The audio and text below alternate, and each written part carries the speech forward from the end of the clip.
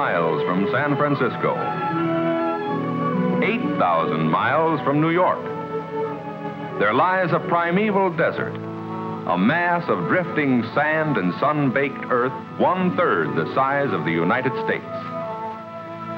A place of ancient glories, long ago a center of thriving trade where came the merchants from India and China to barter their wares for the spices and the incense. Pearl, evil days came upon the land, and for centuries fell into eclipse and remained until very recent years remote, unknown, and isolated.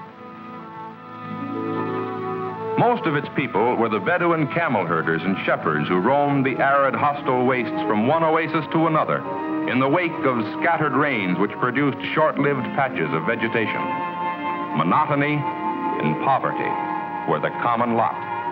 But in their abiding faith, they found solace. For religion is not worn like a cloak in the Arab land. It is a vital part of every good Muslim's life. Muhammad united the Arabs, purified their customs, bound them into one people, and filled them with a great faith. 5 times a day, even the humblest Arab stops his work, faces Mecca, and intones the sacred words of the Quran.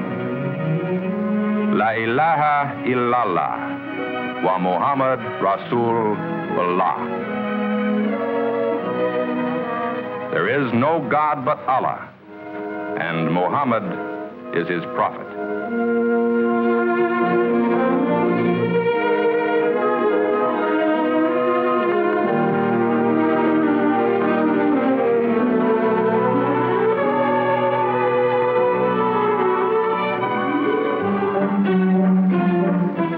Wherever the limited water supply permitted, wheat was grown, and the Arab, essentially good-humored in spite of his hard life, would make a little dance and a little song as he threshed the grain.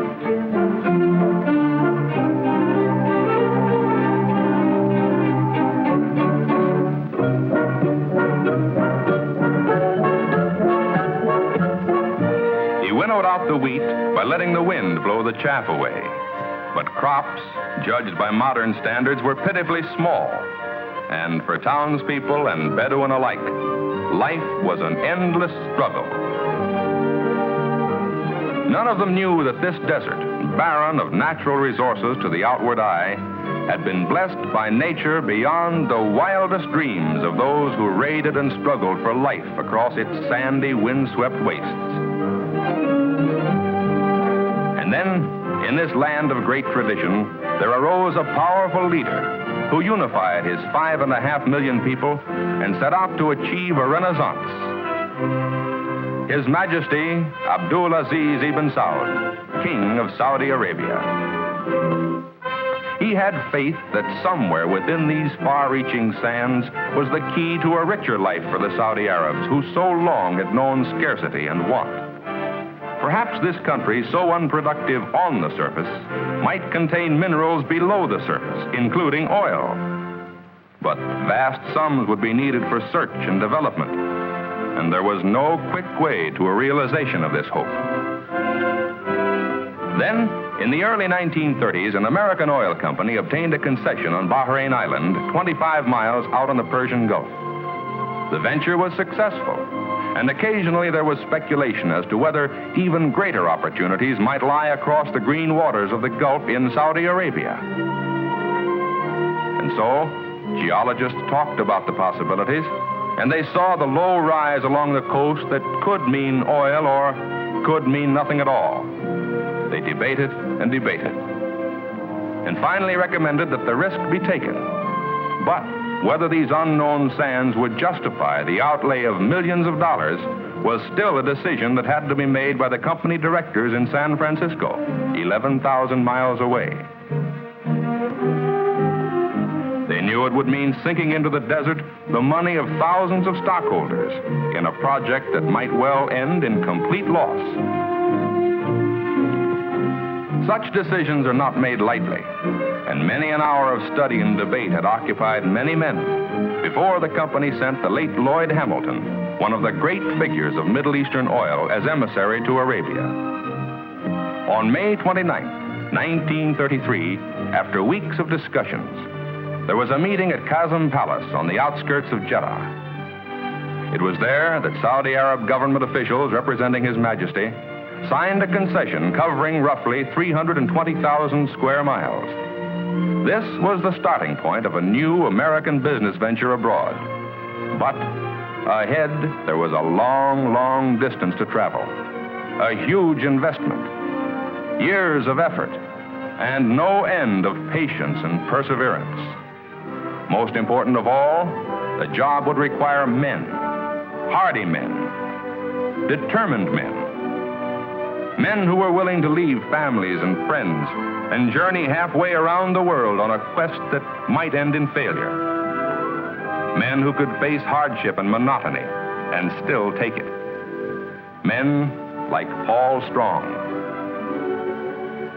Paul Strong had never heard of Saudi Arabia when he was asked back in 1938 if he would like to go there. That answer was easy for him. He would not like to go. For his money, give him the peace and quiet and comfort of the small American town where he'd lived since he finished college just a few years before. The company sought out other men. Sought them where men are always found when the chance of pioneering is offered, across the breadth and depth of America, on farms, in small towns, in great cities, and each man had his own problems to weigh, each his own decision to make, for they were being asked to make a life career of oil in Arabia. They weighed and decided, and gradually they began to arrive. Carpenters, machinists, riggers, technicians, drillers, executives too, eager to extend a welcoming handclasp to the new arrivals. And who is that over there? Why, sure enough, Paul Strong.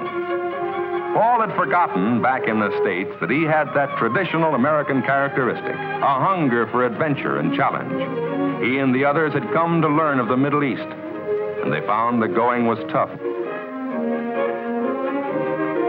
Few outsiders had ever before been beyond the treaty port of Jeddah, and the Arabs were suspicious of these strange newcomers. Many of them were frankly hostile and were quite ready to show their feelings.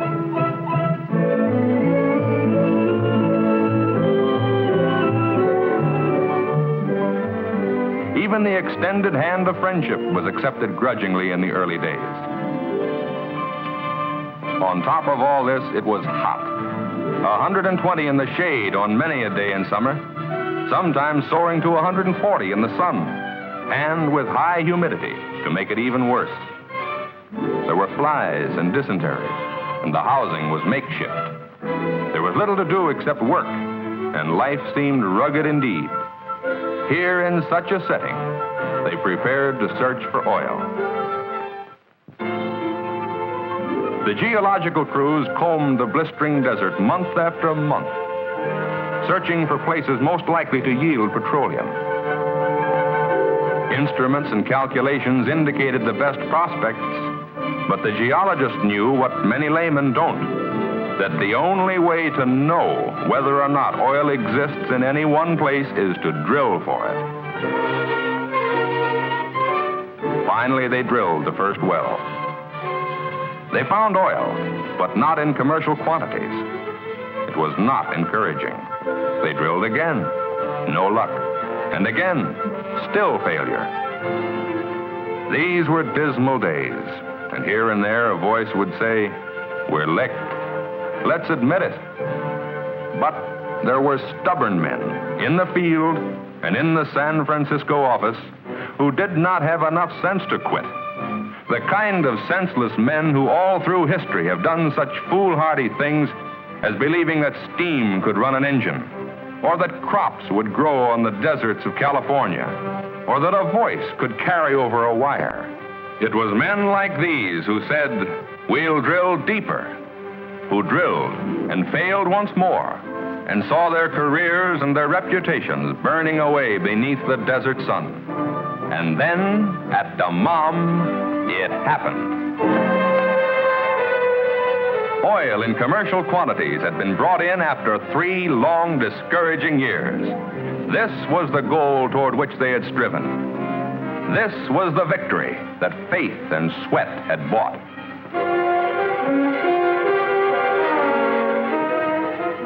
A long road has been traveled since those early years. There have been changes and great expansions. The original concession has been enlarged and now embraces an area of 440,000 square miles, equal to the states of California and Texas combined.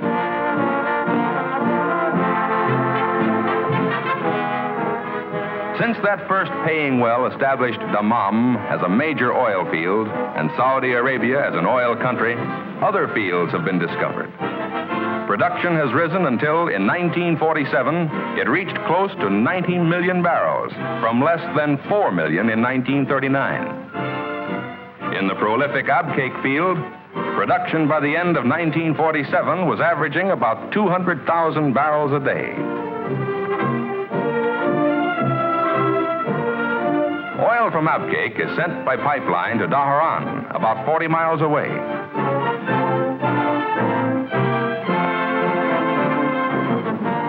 From there, more than 100,000 barrels daily flow through one of the world's largest underwater pipelines to the Bahrain Petroleum Company's refinery on Bahrain Island. The rest is moved by pipeline for shipment abroad or for processing in the company's refinery on the mainland at Ras Tanura. This modern plant was planned to help meet the enormous wartime demands for military petroleum products. The project was approved by the Joint Chiefs of Staff in 1943. It was rushed to completion in 1945 at a cost of approximately $50 million, all of which was put up by the company. In this work, about 1,000 Americans and 5,000 Saudi Arabs were employed for 1.5 years. Its rated capacity was 50,000 barrels daily, but it has actually been turning out more than 115,000 barrels a day, 230% of its original rated capacity. Supplying this refinery required the drilling of additional wells and the building of pipelines to deliver crude oil from the fields. Other pipelines carry the finished products from the refinery to the terminal and loading wharf about 3 miles away. The company's marine terminal at Ras Tanura can handle 4 tankers at once, loading them at a rate of from 10 to 12,000 barrels an hour. The average tanker can be loaded and on her way again in about 12 hours. Much of the company's present refinery output is going to the United States Navy for use in the Far East. By 1950, production of crude oil is expected to be double what it was in 1947, or even higher. To handle this huge volume, greatly expanded transportation facilities will be needed. Materials have been arriving in the Persian Gulf for the world's largest pipeline, a project of the Trans-Arabian Pipeline Company, an affiliate. The first leg, from Abcake to Qatif, has been completed. The Trans-Arabian pipeline route lies across 1,075 miles of desert, plains, and coastal ranges to the Mediterranean. When completed, it will carry about 300,000 barrels daily. Total Saudi Arabian crude oil and products available at sea terminals will amount to nearly 700,000 barrels daily during 1951. And by that time, the investment of the company and of the Trans-Arabian Pipeline Company will have exceeded $400 million. The expanding program requires an increase of permanent personnel to a total of more than 2,500 Americans and 15,000 Arabs. Such is the story of the oil itself. But there is another story, the story of people.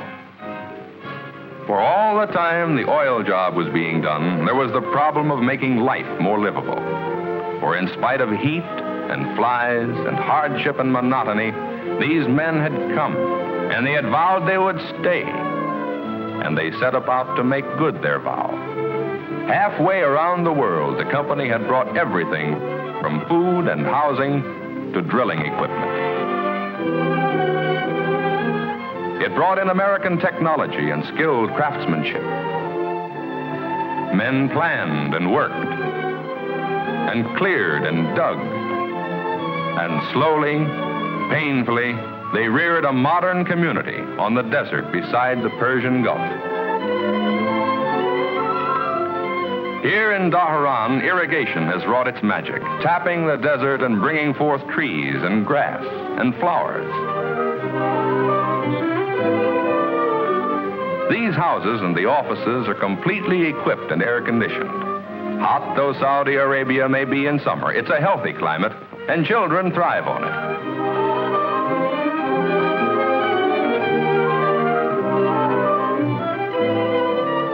They go to school as they would in America. Just about as they would back in their own hometowns, Paul Strong and his friends visit in the cool comfort of their modern homes at Dhahran.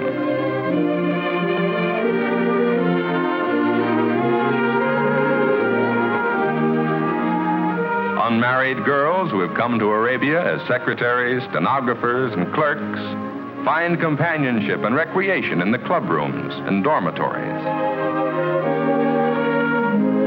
Always popular with the employees is the freshwater swimming pool, where they can cool off after a round of golf or a set of tennis. In the best tradition of medicine is this modern American hospital, providing free medical and surgical care to all employees. The company retains skilled American physicians and surgeons. Desert heat is no problem to workers in this new air-conditioned office building.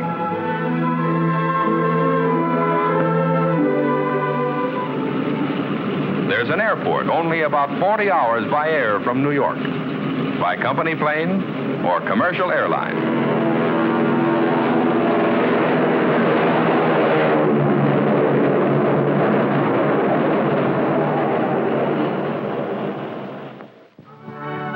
Miles up the Arabian coast is the Ras Tanura refinery, located on a beautiful stretch of gleaming white sand. Here is another American colony, complete with air-conditioned houses, 2 hospitals, and an outdoor movie theater. Out of every $2 invested in the concession, $1 goes into housing and other service facilities necessary to take care of employees, Americans and Saudi Arabs.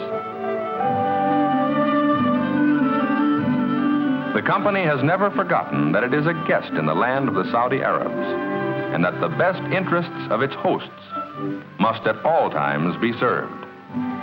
Today, more than 12,000 Arab workers are employed by the company, and their number is increasing steadily.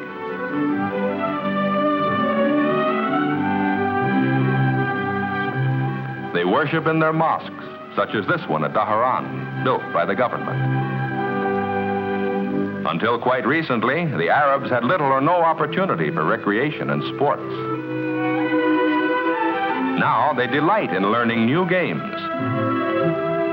In the producing fields, Arab workers have become skilled craftsmen and work side by side with American drillers. In fact, the company's operations have become one of the great centers for vocational and industrial training in the Middle East.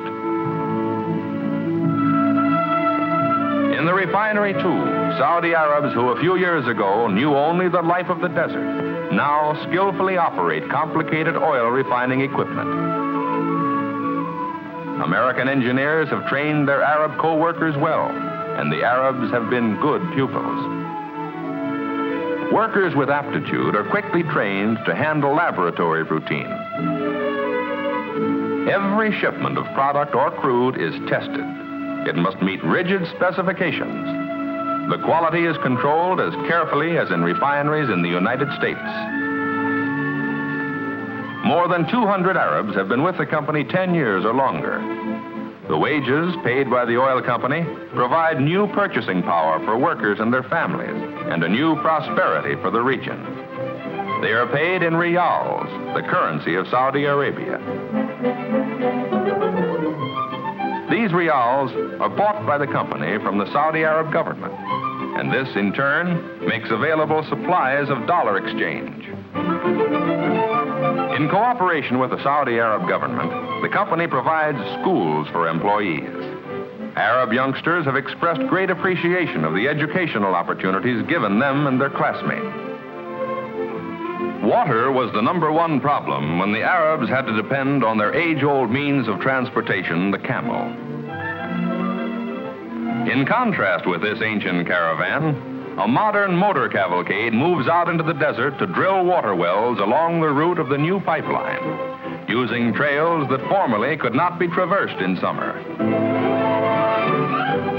Much of the desert is impassable to ordinary tires, so this special type of oversized, heat-resistant tire was developed. It defies the soft and treacherous sands.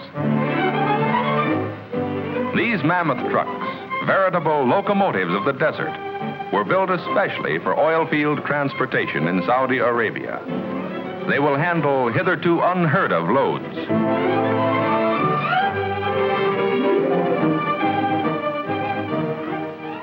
As rapidly as possible, the company is getting rid of this type of temporary housing hastily built for the Arabs in the early stages of development and replacing it with modern, well-built quarters like these.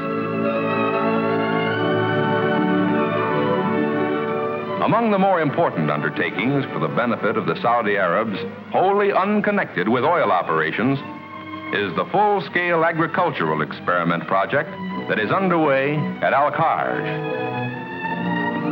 This irrigation canal, which the oil company helped the Saudi Arab government to build, is bringing water to an area of nearly 3,000 acres now under intensive cultivation. Arab farmers, assisted by American agricultural experts, have been taught to use modern scientific irrigation methods. They're raising alfalfa, melons, date, tomatoes, onions, and many other farm products. American technical skill and Arab industry combine to produce worthwhile crops. New agricultural centers are planned by the Saudi Arab government so that the benefits of modern methods may be spread to other localities. The king sees the oil development as the greatest single means to modernize his country and improve the living standards of his people. The Navy has said that Saudi Arabian oil is one of its most important strategic sources of supply.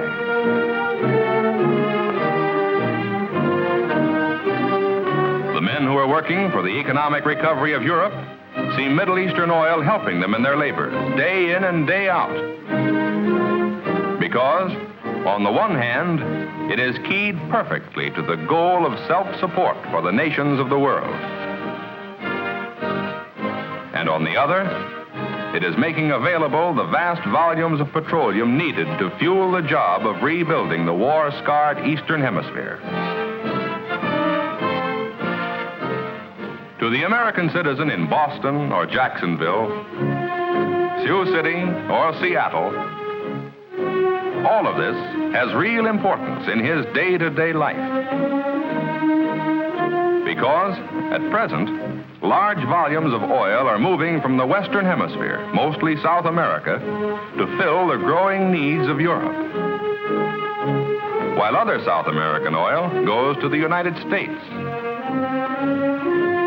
Shipments to Europe from the Middle East have increased since the war ended, but are still only a small part of what can come from there. Shipping oil to Europe from the Western Hemisphere is not only uneconomic, but puts a drain on resources we may need over here. However, this situation is changing. As soon as Eastern Hemisphere facilities are ready, heavy shipments from Western Hemisphere reserves can be stopped. The Middle East can easily supply all of Europe's requirements. The oil of South America can be used for the job of industrializing our neighboring lands to the south and to supplement the supplies here in the United States.